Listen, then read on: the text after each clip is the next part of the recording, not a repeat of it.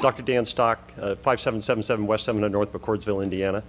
To address your comment about, gee, it's hard to believe we're 18 months into this and still having a problem, and I would suggest the reason we still have a problem is because we're doing things that are not useful, and we're getting our sources of information from the Indiana State Board of Health and the CDC, who actually don't bother to read science before they do this. I'm actually a functional family medicine physician. That means I am specially trained in immunology and inflammation regulation. And everything being recommended by the CDC and the State Board of Health is actually contrary to all the rules of science. So things you should know about coronavirus and all other respiratory viruses, they are spread by aerosol particles, which are small enough to go through every mask. By the way, the literature that supports all of that is in a flash drive that we presented to you. It's been given to the secretary. As a matter of fact, it quotes at least 3 studies sponsored by the NIH to that exact fact, even though the CDC and the NIH have chosen to ignore the very science that they paid to have done. That is why you keep struggling with this, is because you cannot make these viruses go away. The natural history of all respiratory viruses is that they circulate all year long, waiting for the immune system to get sick through the winter or become deranged, as has happened recently with these vaccines, and then they cause symptomatic disease. Because they cannot be filtered out and they have animal reservoirs, and this is a very important point, no one can make this virus go away. The CDC has managed to convince everybody that we can handle this like we did smallpox, where we could make a virus go away. Smallpox had no animal reservoirs. The only thing it learned to infect was humans. That's why we were able to make that virus go away. That will not happen with this any more than it will with influenza, the common cold, respiratory syncytial virus, adenoviral respiratory syndromes, or anything else that has animal reservoirs. So the reason you can't do this is because you're trying to do something which has already been tried and can't be done. Equally important is that vaccination changes none of this, especially with this vaccine. And I would hope this board would start asking itself, before it considers taking the advice of the CDC, the NIH, and the State Board of Health, why we are doing things about this that we didn't do for the common cold, influenza, or respiratory syncytial virus. And then ask yourself, why is a vaccine that is supposedly so effective having a breakout in the middle of the summer when respiratory viral syndromes don't do that? And to help you understand that, you need to know the condition that is called antibody-mediated viral enhancement.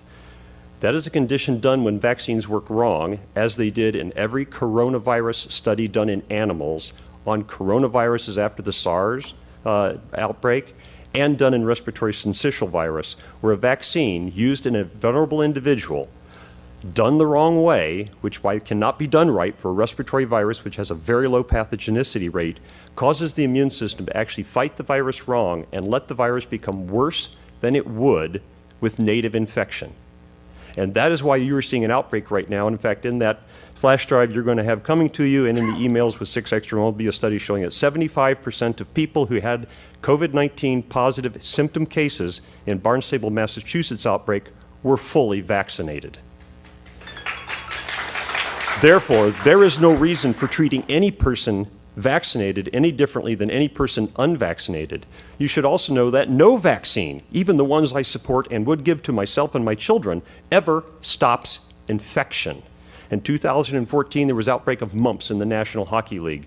The only people who came down the symptoms were the people who were unvaccinated or unknown vaccine status. Boy, that sounds like a great argument for vaccines. But a question that you should ask yourself, knowing that half of the people who came down with symptomatic disease had no contact with an unvaccinated or unknown vaccine status individual, where did they get the disease? And the answer was from the vaccinated individuals. No vaccine prevents you from getting infection. You get infected, you shed pathogen. This is especially true of viral respiratory pathogens. You just don't get symptomatic from it. So you cannot stop spread. You cannot make these numbers that you've planned on get better by doing any of the things you're doing, because that is the nature of viral respiratory pathogens. And you can't prevent it with a vaccine because they don't do the very thing you're wanting them to do.